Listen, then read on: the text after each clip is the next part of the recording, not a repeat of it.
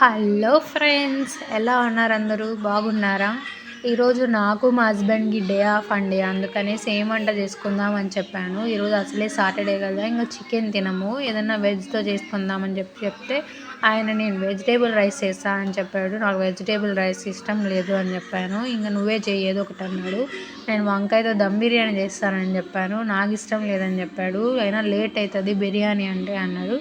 సరే అని చెప్పి ఇంకేం చేద్దామంటే, నేను టమోటా బజ్జీ చేస్తాను, నువ్వు రైస్ చేసి అని చెప్పాడు. నేను రైస్ అయితే చేస్తున్నానండి. ఆయన ఇంకా టమోటా బజ్జీకి ప్రిపేర్ చేసుకుంటున్నాడు. పెనంలో నూనె పోసాడండి. నూనె 4 స్పూన్లు నూనె పోసేసుకొని తిరువాత గింజలు 1 టేబుల్ స్పూన్ వేసుకున్నాడండి. తిరువాత గింజలు చిటపట అనిన తర్వాత అంతలోపలే నా రైస్ కూడా పొంగొచ్చేసాయండి. వంచేసి వచ్చాను. ఆయన అంతలోపలే తెల్లగడ్డలు కరివేపాకు వేసుకున్నాడండి. ఆ 2 వేసుకొని అంతలోపల ఇవి ఎండుమిరపకాయలు వేసాడండి. తిరువాతలో ఎండుమిరపకాయలు వేసుకున్న తర్వాత కొంచెంసేపు వేయించేసి 4-5 ఎర్రగడ్డలు పొడుగ్గా కోసుకున్నాడండి.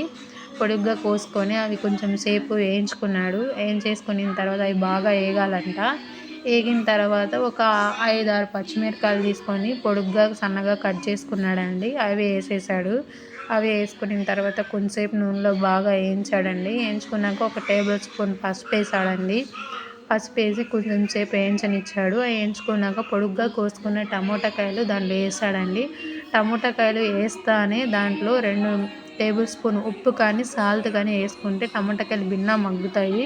మేమైతే 2 టేబుల్ స్పూన్ సాల్ట్ వేసుకున్నామండి. చూడండి, మూత పెట్టేసాము. మూత పెట్టేసిన తర్వాత ఓపెన్ చేశాక టమోటాకాయలు భిన్న మగ్గిపోయాయండి. నూనె కూడా బాగా పైకి తేలింది. నా రైస్ కూడా కంప్లీట్ అయిపోయింది. టమోటా బజ్జీ కూడా రెడీ అయిపోయినట్టే. అట్లా నూనె బాగా పైకి తేలిన తర్వాత మనమైతే కారం పొడి, ధనియాల పొడి, గరం మసాలా అన్నీ వేస్తామండి. ఈయనకి కారం పొడి వద్దంట, గరం మసాలా వద్దంట, ఉత్త ధనియాల పొడి ఒకటి పైన లాస్ట్లో వేసాడు 2 టేబుల్ స్పూను.